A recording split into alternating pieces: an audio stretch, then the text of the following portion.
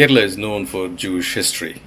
In fact, among the oldest Jews in India, Cochin Jews or the Malabari Jews are considered to be the oldest of them. Today we're going to learn more about Jewish history from Elias Josephai, fondly called Babu. Babu, as he is popularly known as locally, Elias Josephai has been in Cochin since his birth. Yes. And he knows all the stories about the Jews. There was trade between Malabar coast and the Middle East more than 5,000 years back. Talmud is written in 5,000 years back. In the Talmud, coffin, from where the word came. One of the oldest language in the world is Tamil. And it came from Tamil. Coffin, Alright. Kapiam. Okay. Tukiam, peacock. The Tamil Tuki is in Tamil, old Tamil. So there is a trade relation between the Malabar coast and the Middle East. And the coffin of the pharaoh was filled with pepper strings, which was taken from Malabar. How the people came to this country?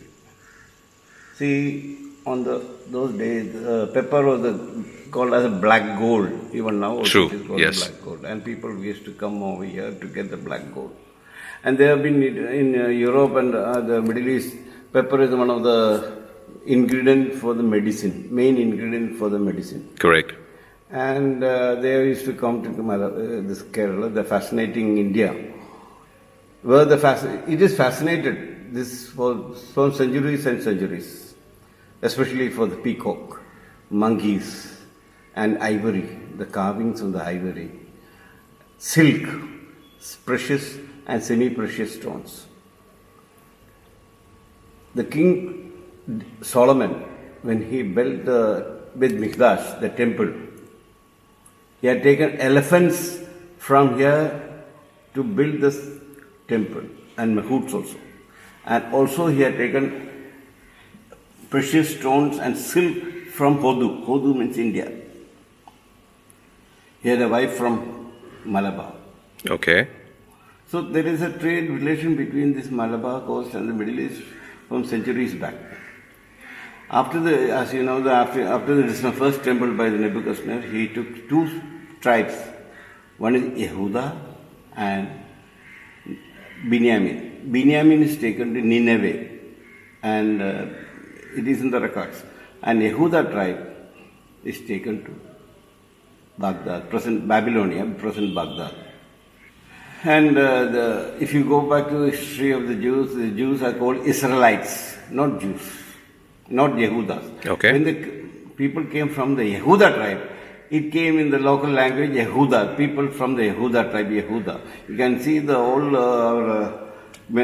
ketubas, the marriage contract, two lions will be there, holding the ketubah. That shows the lion is the sigma of the Yehuda tribe. We believe we are from the Yehuda tribe. And when they came, as per the records, it is believed that the Jews came and settled in Malabar coast in 72 BC. Okay. The Greek traveler who came, nobody knows the name of the traveler, who came in the Malabar coast in the 3rd BC and mentioned Jewish settlement in different part of Malabar. Mm-hmm. In those days there is no Kerala, this is Malabar, its whole area is called Malabar. And just shortening the history. In the 12th century, there was a war between the Chola Raja and the Krankan Maharaja, and Yosef Rabban was the leader who fought along with the Maharaja, and they won the war. After 1 year, they won the war. And the gratitude, Maharaja gave the 72 square miles of land called Anjuvannam. Okay. That is the Magna Carta of the Jewish settlement of India. But that kingdom was named as the Jerusalem of the East. Mm-hmm. But that kingdom did not last much. The last Raja of China, he was fascinated to a Jewish girl, he wanted the girl. And of course, they denied, and in the eve of Shabbat, 1165, one of the Shabbat eve, they attacked the help of Muslims, that moose. and driven out from the. It was nearly 40,000 people have been massacred in that incident. That is the black day of the Jewish history in India. Okay. And less than 1,000 people, the first asylum was Chenamangal. The third day, one man went to the Tranganur, the Musiris, which was the biggest port of the Kerala in those days, and he could gather only the tombstone of Sarah Bat Israel. And he brought and kept in front of the Chenamangala Synagogue. There the Chenamangala Synagogue was constructed. In 1166, the oldest synagogue in the Commonwealth countries. Okay. And the oldest Jewish tombstone in India is in Chenamangalam. Okay. And Chenamangalam, you can see the Chenamangalam even now in the 21st century is a village, remote village. And you can imagine it is what was the situation in 12th century. They moved to Parur and made Jew town over there. Okay. You can see that even now also you can see the two pillars, that is the Boaz and Yakin, that is the guards of the Jew town. It is a Jewish inscription is very late, 2 years back when they cleaned the pillars, they could find the Jewish inscriptions, which is carved on the rock. It is there in the Parur, even now. And the government of Kerala restored the synagogue. It was a very dilapidated condition, and the government of Kerala, in the project of Musiris project, they repaired it and made new. And that synagogue, from the Yosef Rabban died over there. Okay. And he had two sons. Two sons they started quarreling each other. And the people who got little money and they instigated young son to be the leader. And naturally the elder son should be the leader, and common people were along with the elder son, and people who have got money and all, they were with the younger son. So elder son came to Ernakulam, which was a marshy land. And this synagogue was built in 1200. A section of people who were neutral, they moved to Malha. A Maharaja of Kochi gave the land and money to build the synagogue, and later it's called Mala. Okay. And younger son went to Maharaja, pleaded a place to stay, give a place to stay. And he donated a cherry, and that is called Matana. In Hebrew, it is Matana. Matana cherry. Later became Matan cherry. Okay. And he also made the Kadavumbhagam Synagogue. And he had mentioned, the Periplas mentioned two synagogues in Musiris. One is the Riverside Synagogue and Southside Synagogue. This synagogue's name is Kadavumbhagam Riverside Synagogue. This is a replica of the synagogue which was built in Musiris. And Southside Synagogue. Southside Synagogue, they kept in the north, not in the south, but the name is the Kadavumbhagam Synagogue. It's right over here. And Matanjeri also, Kadavumbhagam Synagogue and Tekkumbhagam Synagogue also constructed. And 1635, during the Portuguese invasion, the Portuguese bombarded the Parur Synagogue and destroyed the synagogue. And when a man named Castile, from the Castile family from the Spain, he donated the money to repair the synagogue. The inscription is still there in the Parur synagogue. The archaeology department of Kerala excavated the old foundation of the synagogue. Now they made it into a smaller synagogue. Later they made a smaller synagogue. And that synagogue had it was a decision-making synagogue. It was. And that synagogue had most of the books which is written in Kerala. It's from Parur. Okay. Handwritten book. And we never had rabbis. We had achamim. Achamim means scholars. Okay. And each synagogue had 8 to 9 achamim, where Parur synagogue more than 12 to 15 achamim were there all the time. Okay.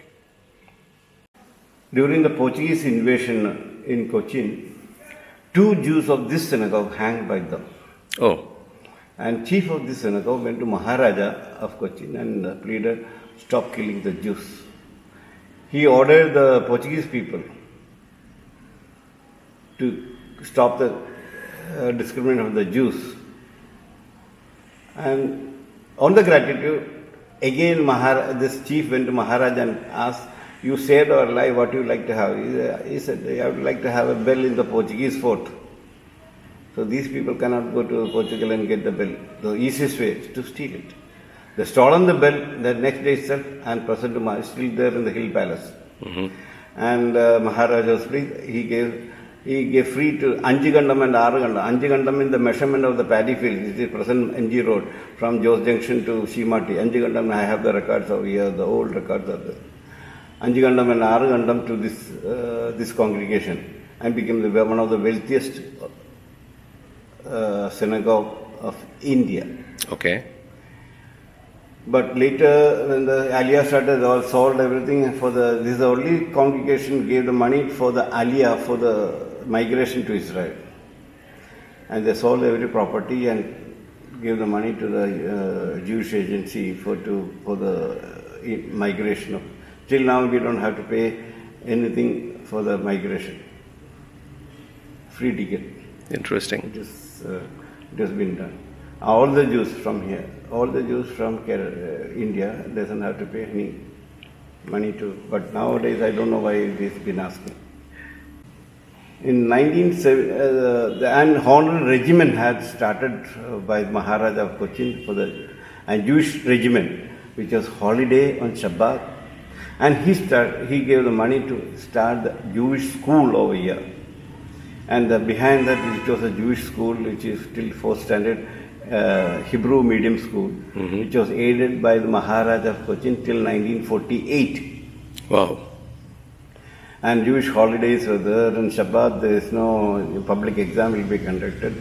He started, the Maharaja of Cochin started the reservation of the Jewish students for higher studies. One seat for, even now it is continuing, one seat for medicine, one seat for the engineering. But no candidates are there. That is a different thing. In 1972, this synagogue was closed. Okay. And the people of this congregation and most of the people in Kerala, Jewish people in Kerala migrate to Israel. And all the synagogues, except the Matanjeri, the Paradeshi synagogue, are closed. And all the Sepharims are taken to Israel. I'll tell you the story of the Golden Sefer. Saptai Koda, Satu Koda's father, with the help of the Maharaja of Cochin, because they are a great friend of Maharaja. And with the help of Maharaja, he wanted to take the tombstone of Sarapat Israel from the Chenamangalam. And my brother-in-law's grandfather objected it. He cannot fight along with the Maharaja of Cochin. But luckily, that era, the border of the Travancore and the Cochin kingdom, Travancore kingdom and Cochin kingdom, it is the Paru and Chenamangal is the border of the Travancore kingdom. It was lying in the Travancore kingdom. And he went to Maharaja of Travancore and pleaded, stop looting the properties of the Maharaja from his country. So he ordered Maharaja of Kochi not to take any step to come and take from my country, and it was stopped. But later that synagogue was burned up. By whom? Nobody knows. Who the black hands with them. And inauguration, when restoration, after restoring the synagogue, Maharaja of Travancore invited for the inauguration. He donated the golden seven, the one and only golden seven, the whole world. He donated. The crown weighs 110 sovereigns of gold, studded with rubies and emeralds. Body weighs 100 sovereigns of gold.